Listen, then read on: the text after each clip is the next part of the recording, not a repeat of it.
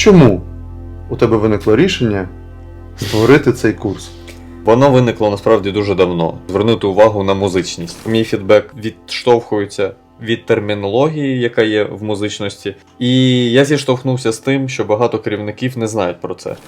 Про цю термінологію, що означають ті слова, про які ми говорили в цьому курсі.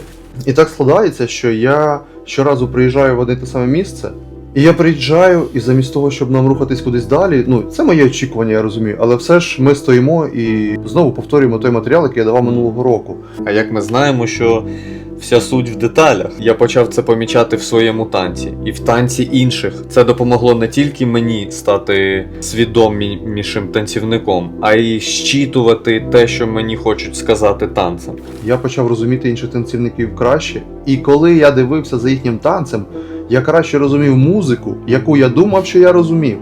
And we're in here talking about rap.